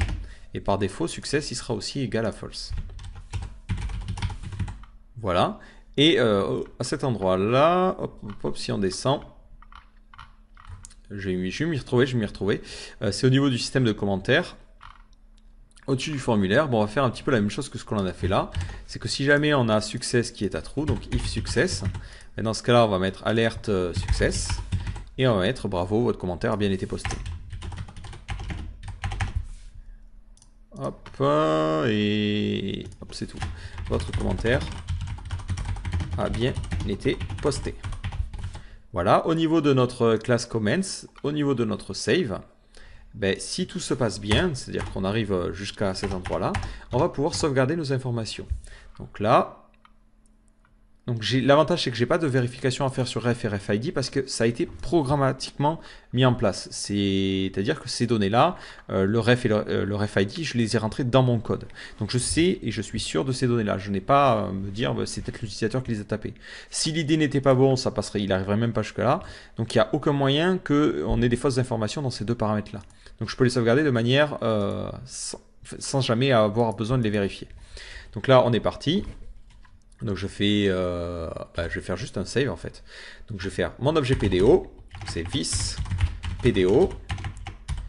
Je vais préparer ma petite requête. Donc je vais faire un insert into, donc c'est commence set. On va setter différentes informations. On va en setter pas mal d'ailleurs. On est parti. Je mets des doubles quotes pour aller plus vite. Donc on va setter, j'ai dit, le username égale 2.username. On va setter l'email qui sera égal à 2.email. On va setter le ref, enfin le content, qui sera le contenu. Ensuite on continue, le refid qui sera le 2.refid. Le ref qui sera le ref et la date de création created qui sera la date de création de point created. Voilà, une fois que je suis content de ces informations là, j'ai plus qu'à exécuter ma requête en passant un tableau. Donc là on va l'appeler data égale un tableau. Donc on est parti. Le username. Le username, ça sera ce qui a été passé en paramètre par le poste. Donc username. Ensuite, on a l'email. L'email, ça va être la même chose, ça va être ce qui a été passé en paramètre post email. Le contenu, encore une fois, la même chose, ce qui a été passé en paramètre. Ensuite, on a le refid. Donc le refid, là par contre, c'est quelque chose qui est passé directement par la fonction. De la même façon, ça va être la même chose pour le ref, qui va être aussi passé en paramètre. Et enfin, la date de création, on va pas s'emmerder, on va faire un date de y/m/m-d h2.i2.s. Donc là, c'est directement au format MySQL. Et ce tableau, une fois que j'en suis content, je peux le sauvegarder en sauvegardant ici ma requête qui sera $Q et en se faisant un execute et en envoyant les données. Et ça, je le return. Parce que si jamais ça fonctionne, ça veut dire que ça fonctionne. Et si jamais ça ne fonctionne pas, ça veut dire qu'il y a une erreur. Et dans ce cas-là, j'aurai la box d'erreur qui va s'afficher. On est parti. Donc je vais mettre un pseudo. On va mettre John. On va mettre do@do.fr. Et on va mettre mon petit commentaire. Je clique sur envoyer. Et je vois que mon commentaire a bien été posté. Et qu'automatiquement, j'ai mon commentaire. Là, on a vraiment posé la base. Qu'est-ce qui se passe si vous avez envie de mettre en place un système d'anti-spam? Alors, je ne vais pas revenir dessus, j'ai déjà un petit peu détaillé. Si vous cherchez anti-spam, voilà, vous allez avoir plusieurs tutoriels, un sur reCAPTCHA et vous avez aussi un autre tutoriel sur Akismet. Donc, hop, sur la recherche. Donc ce sont deux systèmes différents. Akismet va se baser tout simplement sur sur le texte qui a été rentré, des informations comme l'IP de l'utilisateur ou autre, pour savoir si le commentaire est un spam ou pas. C'est quelque chose qui est automatique et qui est invisible pour l'utilisateur. Donc moi c'est celle que j'utilise sur le site. Sinon l'autre solution c'est reCAPTCHA, donc vous la connaissez tous. Vous avez un CAPTCHA qui est absolument impossible à lire même pour un humain. Si c'est un humain, il va le taper correctement après 2000 essais, et si c'est pas un humain et que c'est un robot, dans ce cas-là, il va se planter et du coup, ça ne va pas fonctionner. Alors, si vous voulez mettre en place ces deux systèmes, soit vous jartez en fait tous les commentaires qui sont des spams, vous les sauvegardez pas, soit ce que vous pouvez faire, c'est rajouter un nouveau champ au niveau de votre table commentaire, et dans cette table-là, vous allez rajouter un champ spam qui sera 0 si l'utilisateur n'est pas un spam, et 1 si c'est un spam. Et si jamais, après, vous faites un back-office pour les valider ou pas. Je ne reviendrai pas dessus tout simplement parce que ça reviendrait à dupliquer du code que j'ai déjà expliqué dans ces tutoriels-là. Je pense que si normalement vous avez bien compris la logique, vous devriez être en mesure d'appliquer ce qui a été détaillé dans un de ces deux tutoriels dans ce cas-là. En revanche, ce qui nous intéresse un petit peu plus, c'est un système de réponse. Donc au niveau des réponses, on peut avoir des commentaires imbriqués, mais là on va rester sur quelque chose de relativement simple. C'est-à-dire que l'on peut répondre à un utilisateur et tous les gens qui répondraient à la suite se mettraient les uns à la suite des autres. Donc au niveau de ma structure, je vais juste rajouter un champ qui va s'appeler parent_id, qui me permettra de connaître l'id du commentaire parent. Et ce champ par défaut, il vaut 0. Donc pour commencer, au niveau de mon affichage, je vais insérer un nouvel enregistrement. Donc je ne vais pas m'embêter à le faire ici, je vais directement le faire depuis ma page web. Donc là on va l'appeler Marc, et Marc il va avoir un email bidon, et on va dire qu'il va répondre à John. Donc ici on va mettre je suis pas d'accord. Voilà, et en plus il est content, il est énervé, il met un point d'exclamation. Donc là au niveau de mes enregistrements, donc je vais les réafficher. Donc Marc il répond à John. Donc dans mon parent ID, je vais mettre l'id du commentaire de John. Donc 2. Donc maintenant il faut que je gère ça côté affichage. Donc l'avantage c'est que j'ai une seule fonction qui me permettait de récupérer les différents commentaires. C'est cette fonction là que je vais modifier pour pouvoir indiquer le parent. Et ce qu'on va faire c'est qu'on va nettoyer un petit peu notre tableau. Donc là je vais créer une variable comments qui va contenir nos différentes informations. Alors là, il faut savoir que ça va dépendre un peu tout le monde et il y aura sûrement moyen d'optimiser ce que je vais écrire ici.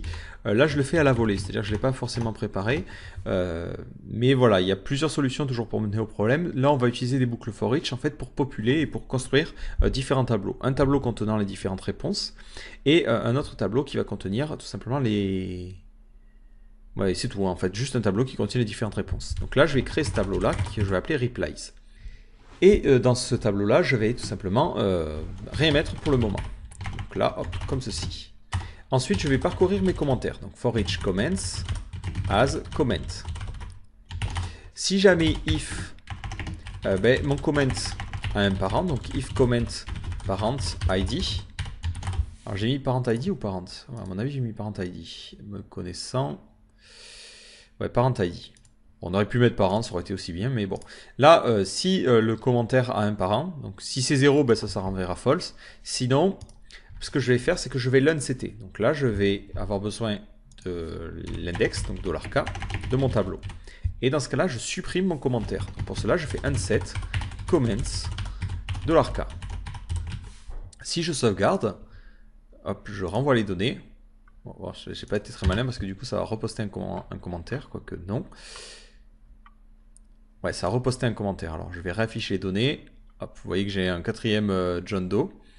Hop, non, c'est un quatrième, je suis pas d'accord, donc je vais l'effacer.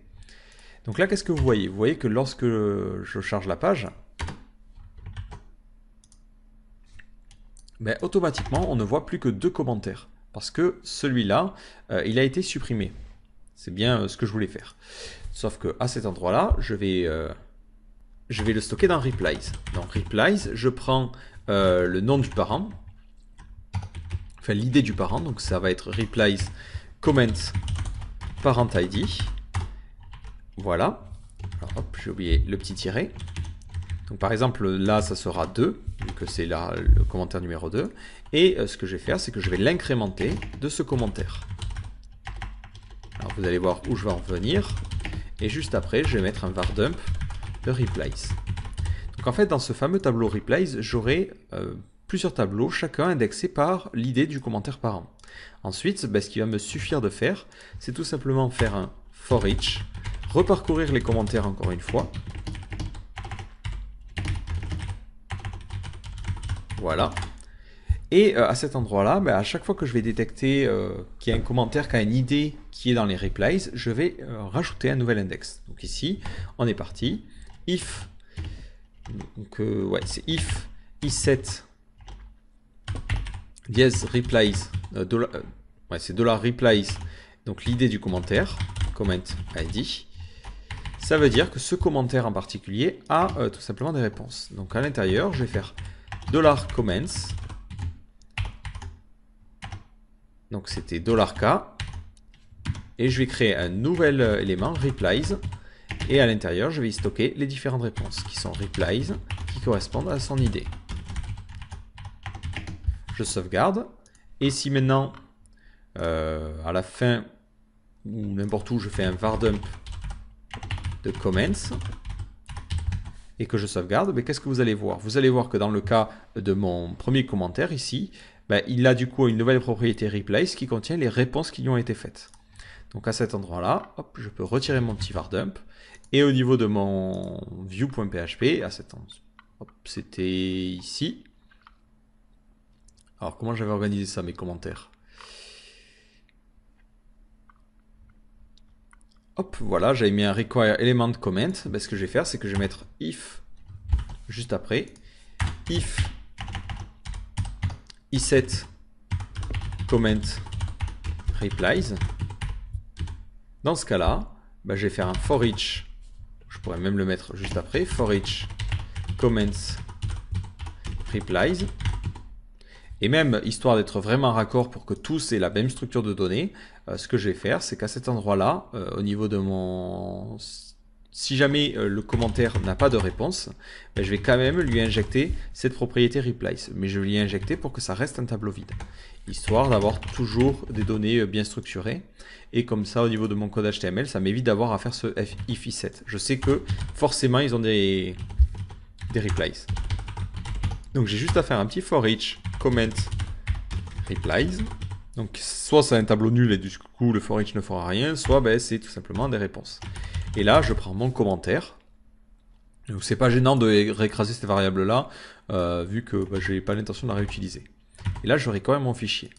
Donc si maintenant j'actualise, vous voyez que j'ai Marc qui est juste en dessous de John. Et histoire de m'assurer que ça fonctionne bien, je vais entourer ça d'une div. Voilà. Et dans cette div, je vais mettre un style égal margin-left de 100 pixels.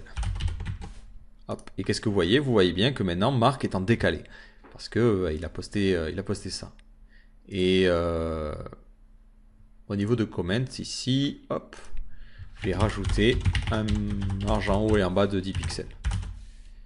Voilà, histoire d'avoir les commentaires un petit peu plus espacés, parce que comme on voit là, ils sont collés les uns par rapport aux autres.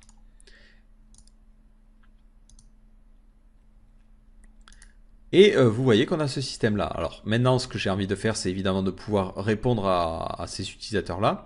Donc on va mettre un lien de réponse. Donc ici, hop, au niveau de mon comment,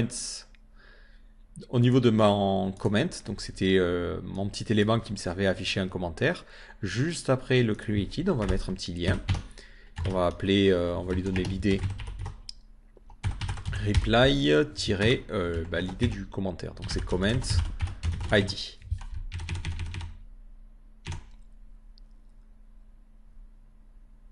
Voilà, et là on va mettre répondre. Je sauvegarde, et qu'est-ce que vous voyez? Vous voyez que tout le monde a répondre. Sauf que si jamais c'est un commentaire parent, il faut que dans le reply ici, on ait plutôt le parent ID. Donc ici on va mettre une condition ternaire, comment parent ID.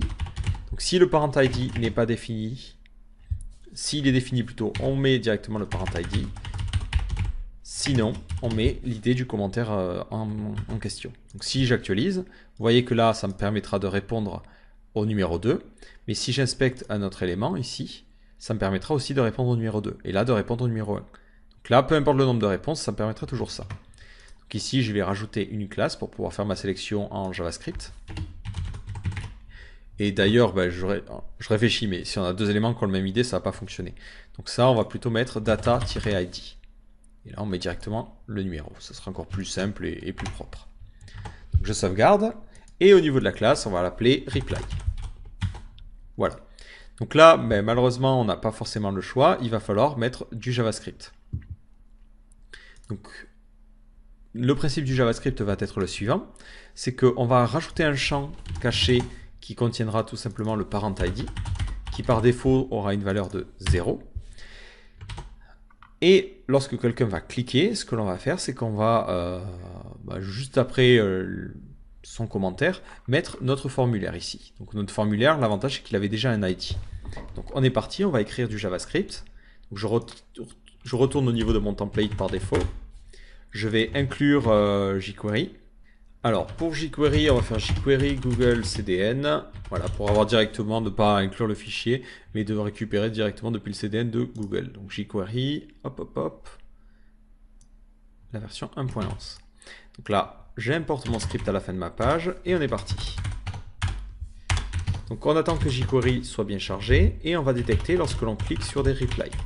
Donc à chaque fois que l'on clique sur un reply, on va lancer une fonction qui va permettre de déplacer le formulaire. Donc le reply se situant dans le lien, alors hop, on va juste garder la seule chose qui nous intéresse. Donc, notre JavaScript qui est dans default et notre commentaire qui est dans nos éléments. Voilà. Non, à chaque fois ça ouvre la classe. Voilà, c'est ici. Donc je vais avoir besoin de revenir jusqu'à l'élément qui a la classe comment. Donc ici, hop, on est parti. Je vais essayer de retrouver mon onglet. Donc quand je clique sur répondre, la première chose à faire c'est d'empêcher le clic. Donc ici, on prend sans paramètre un événement et on fait un event.preventDefault. Voilà, ça permettra de couper le clic. Ensuite, on va récupérer l'élément parent. Donc on va déjà récupérer this. Donc on le stocke dans une variable pour éviter d'avoir à l'appeler plusieurs fois, d'utiliser jQuery de manière inutile. Donc ensuite, on récupère le parent. Donc on va l'appeler comment. Var $comment égale this.parents. Et on récupère la div qui est la classe comment, qui est globalement le commentaire. Ensuite, on récupère le formulaire. Donc, le formulaire, c'est l'élément qui a l'id comment. Voilà. D'ailleurs, si on voulait faire ça bien, on aurait pu mettre comment form, mais bon, on s'en fiche. Et ce que l'on va faire, c'est qu'on va prendre notre formulaire et on va l'ajouter après comment. Donc là, ce sera plutôt, on prend le commentaire, .after, et après, on ajoute le formulaire. Comme ceci. Donc, je vais essayer, j'actualise. Hop. Alors, il veut toujours poster les données, hein, on s'en fout. Je clique sur Reply ici, et vous voyez que mon formulaire va se caler en dessous. Histoire de faire les choses bien, hein, mon formulaire, je le cache. Voilà. Et ensuite, mon formulaire, je le réaffiche. Et je l'affiche avec un super effet slide down, qui s'affiche avec une jolie petite animation. Donc là, hop, j'actualise, je clique sur répondre. Voilà, et vous voyez que ça me permet directement de répondre. Mais en plus, je vais avoir besoin de changer la valeur du champ. Donc ici, c'est tout simplement au niveau de notre view. Hop, ce champ, je vais lui donner un ID, parent ID, pour qu'il soit beaucoup plus facile à sélectionner en JavaScript et d'éviter de se prendre la tête pour rien. J'ai besoin de connaître l'id sur lequel je suis en train de cliquer. Donc là, comme je vous l'ai dit, on a mis un attribut data id. Donc l'idée, ça va être var id égale this mon lien.data id. Voilà, c'est encore plus simple. Et ce que je vais faire, c'est que je vais faire un petit console.log histoire de vérifier que sa valeur est bien récupérée par le navigateur. Donc au niveau de ma console développeur, hop. Voilà, hop, je clique sur répondre. Et vous voyez que j'ai bien eu 2. D'ailleurs, au niveau du JS, on va mettre juste les erreurs. Ou la console. Je ne sais pas trop comment cacher le bleu là. Voilà. Et vous voyez bien que j'ai seulement j'ai bien mon idée. Et de la même façon, si je clique sur le dernier commentaire, hop, ça vaut 1. Donc ça veut dire que ça fonctionne bien. Et mon formulaire se cale bien en dessous. Donc là, je récupère mon élément qui a l'id parent ID. Là, je le sélectionne directement vu que j'ai pas besoin de l'utiliser plusieurs fois. Et dans sa valeur, je vais tout simplement mettre l'id. Voilà, c'est très simple. Donc maintenant, il va falloir que je gère ça côté PHP. Il faut que les données qui sont postées, je les traite. Donc au niveau de mon comments.php, au niveau de ma fonction save, je vais détecter si on a un parent ID. Si on a un parent ID, je vais faire des conditions supplémentaires. Donc ici, if différent de empty $post parent ID et je pourrais mettre un donc là on va juste mettre un die je veux répondre pour qu'on voit si le empty suffit ou s'il faut rajouter en plus une condition, mais normalement je crois que le empty se suffit à lui-même. Donc là hop, je clique sur envoyer, non, je vais répondre. Hop, je mets des infos bidons. Voilà, je veux répondre. Et dans l'autre cas, c'est-à-dire que j'envoie des infos bidons, mais je ne mets pas de... Je mets rien en fait dans le champ parent ID. Ouais, forcément. Voilà, donc là ça fonctionne bien. Donc ça veut dire que cette condition se suffit à elle-même. Et là on va vérifier quelque chose, c'est que la personne, il faut qu'elle réponde à un commentaire qui existe. Sinon évidemment ça ne va pas fonctionner. Et il faut qu'elle réponde à un commentaire qui n'est pas déjà une réponse. Donc là, on est parti. Donc ça nous oblige à faire un petit select. Donc on fait $Q. égale vis PDO prépare. Hop, et on est parti. C'est select everything. Là, on va juste sélectionner l'idée. From. Alors, hop, je vais faire des doubles quotes pour aller à la ligne parce que je la sens bien, cette requête elle va être un petit peu longue. Donc, on essaie de répondre, de sélectionner l'idée from comments. Where. Alors, au niveau des conditions, on va en ajouter pas mal. On va déjà vérifier que le ref est égal au ref qui est demandé. Parce que ça veut dire qu'il ne peut pas répondre ici à un commentaire qui n'appartiendrait pas à ce référent. Donc ref ID. Voilà, on vérifie ces deux champs-là. Et on vérifie aussi une chose. C'est que le commentaire, il a l'idée qui est demandée. Donc ça va être l'idée. Et dernier truc, c'est qu'on doit vérifier que le parent ID soit nul. Parce qu'il ne peut pas répondre à un commentaire, comme je vous l'ai dit, qui serait déjà une réponse. Donc là, ensuite, on exécute cette requête. Donc on fait $q execute. Et on est parti, on rajoute les différents arguments. Donc le ref, c'est ce qui est passé en paramètre. Le ref ID, c'est ce qui est passé en paramètre. Jusque-là, pas de problème. Le parent ID, qui va être ID, c'est le parent ID. Donc, ça veut dire que c'est ce qui a été posté. Voilà, c'est à ce commentaire-là qu'on veut répondre. Et c'est tout. Voilà. Donc une fois que j'ai ça, et une fois qu'on a exécuté ça, ce que je vais faire, c'est que je vais directement compter le nombre de résultats. Donc là, je ne vais pas stocker ça dans une variable en temporaire, je fais directement un recount. Voilà. Et là, on va mettre un petit die. Voilà, pour s'assurer que ça retourne normalement 1. S'il y en a un enregistrement, 0 si on en a 0. Donc je clique sur annuler. Hop, je veux répondre à voilà, lui qui a répondu n'importe quoi. Je poste mon commentaire, je clique sur envoyer. Et je vois que j'ai tout plein de problèmes. Donc ça m'arrange. Voilà, donc là j'ai mis des conditions avec des virgules, c'est la fête. Alors qu'il faut mettre, on le sait tous très bien, des jolis end. J'espère que vous n'avez pas fait l'erreur, que vous ne m'avez pas suivi. Donc je clique sur envoyer. Il me dit que recount, il ne connaît pas. Ouais, parce qu'en fait, il faut vraiment l'exécuter sur $q. Donc là, hop, je vais enlever mon petit die. Et on va faire die, $q, pro count. Voilà, donc je sauvegarde, je renvoie les données. Et on va mettre du texte avant. Renvoyer. Et on va mettre plutôt un var dump, puis un die. Voilà. Donc là, on voit bien que ça retourne la valeur 1. Ça veut dire que j'ai un enregistrement. Ce que je vais faire, c'est que je vais shunter le système. Donc je vais essayer de répondre à un commentaire qui n'existe pas, par exemple. Donc au niveau de mon champ, on peut pirater comme ça. On va mettre 250. Voilà. Et là, je vais cliquer sur envoyer. Et là, vous voyez bien que ça retourne 0. Donc ce qu'on a juste à faire, c'est dire que si $q recount, il est supérieur à 0, dans ce cas-là, on peut continuer. Dans l'autre cas, on va mettre errors à... On va mettre vis errors à true.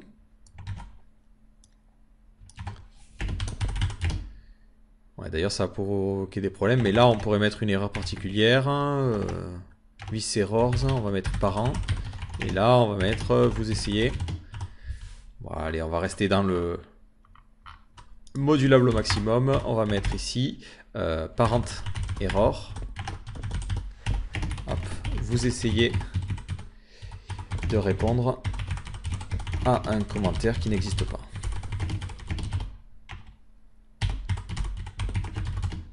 Voilà.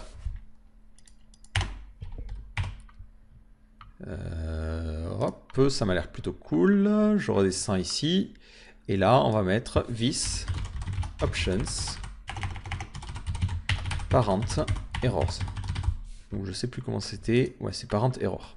Donc là, peut-être il aurait été plus judicieux d'avoir un sous-tableau error qui contiendrait les erreurs. Mais bon, là, maintenant que c'est fait, c'est fait.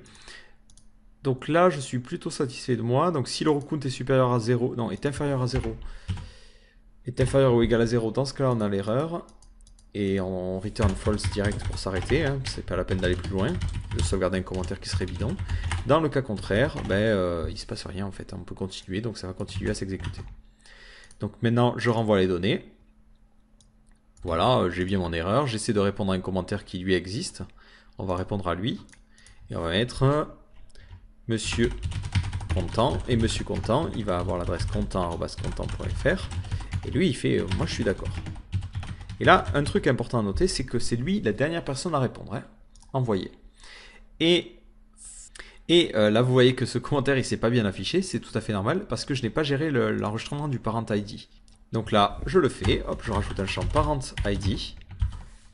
Hop, virgule, parent ID égale 2 points parent ID.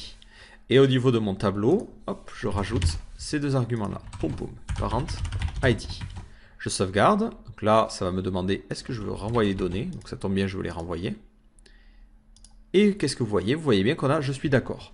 Par contre, l'ordre n'est pas logique parce que autant dans un sens ça va, mais autant dans ce sens, il faudrait que ça soit le plus vieux avant pour qu'on puisse suivre la conversation sans que ça soit un vrai bordel. Donc si on veut avoir ce système-là, ce qu'il faut faire, c'est réorganiser cette partie-là. Donc l'avantage, c'est que j'avais tout stocké dans un tableau replies. Donc ici, c'était dans le find all. Donc là, on a besoin de réorganiser ce tableau dans l'autre ordre en fait. Donc là, on peut utiliser une fonction, c'est la fonction usort. Donc vous avez ukSort qui permet d'organiser par clé et usort qui permet d'organiser par valeur. Donc là, nous, on va organiser par rapport à la date de création, donc created. Donc on va utiliser plutôt cette fonction usort. Donc cette fonction, elle prend... alors comment elle fonctionne? Elle retourne un booléen qui veut dire oui, ça a marché, non, ça n'a pas marché. Donc là, ça veut dire que ce tableau, on va devoir le stocker temporairement. On va l'appeler replies égale... Ok, alors ça, c'est pas du tout bon comme truc. On va le stocker dans une variable qui va s'appeler R. Et ce que l'on va faire, c'est qu'on va tout simplement faire un usort de R. Parce qu'en fait, ça remodifie le tableau qui est passé en paramètre. Et à la fin, on donne ça. Sauf que ça prend un second paramètre qui est la fonction à appeler. Sort replies. Voilà. Mais attention, là, il faut lui dire que c'est pas juste la fonction. On veut l'appeler dans cette classe-là. Donc là, on passe un paramètre, un tableau, qui contient un premier paramètre, le nom de la classe, et un second paramètre, le nom de la fonction. Donc cette fonction, il va falloir la créer. Donc si vous regardez la documentation, c'est tout simplement une fonction qui va prendre deux paramètres, A la clé A et B la clé B, qui va retourner -1 si c'est inférieur et ainsi de suite. Donc là, bon, on va pas se pencher dessus, mais hop, on est parti. Donc je crée, je l'ai appelé sort replies. Donc on est parti, public function sort replies, qui prend en paramètre la réponse A et la réponse B. Donc ici, c'est si A est inférieur à B en inverse. Mais là, c'est exactement la même chose. On va prendre la date de création à chaque fois. Donc, A time égale string to time de A created. Donc, c'est la date de création de l'enregistrement A, de la réponse A. Et B, c'est la réponse B. Ouais, ça fait écho à un vieux sketch. Et ici, on n'a plus qu'à comparer. Donc, if $A_time est supérieur ou $B_time est inférieur à $A_time. Donc là, on peut mettre directement même du ternaire. Donc, hop, point d'interrogation, -1, sinon, +1. Alors, le truc, c'est que j'ai absolument aucune idée de quel sens ça fonctionne. Alors, plutôt que d'essayer de réfléchir, et là, j'ai du mal à réfléchir, je fais un essai. Je vais faire un essai. Si ça organise dans le bon sens, je garde. Si ça organise pas dans le bon sens, je garde pas et j'inverse. Donc là, je tente d'inverser. Je peux inverser carrément en bougeant ce signe-là. Hop. Non, je ne veux pas renvoyer les données. Arrête de vouloir renvoyer les données. Voilà. Et là, vous voyez qu'effectivement, il y a je suis pas d'accord qui apparaît avant je suis d'accord. Donc vous voyez, ça m'a pris moins de temps de tester que de réfléchir. Je vais encore faire un essai. Donc là, je vais répondre à lui. Hop. Alors pourquoi il a disparu mon formulaire? Ouais, il a dû se cacher dessous. C'est pas très pratique. Donc je vais cacher ça. Parce que je vois que le formulaire ne se raffiche pas. Je ne sais pas pourquoi. Donc là je vais répondre à lui. Ouais, c'est sûrement le slide down qui fait n'importe quoi. Donc là je vais répondre par exemple à celui-là. Hop, hop, hop. Voilà, aze, j'envoie. Donc là, quand vous envoyez les informations, vous voyez que vous avez ce message. Ce que vous pourriez faire, c'est tout simplement faire une redirection. Et vous voyez que ça fonctionne bien, qu'on a bien notre système de commentaires.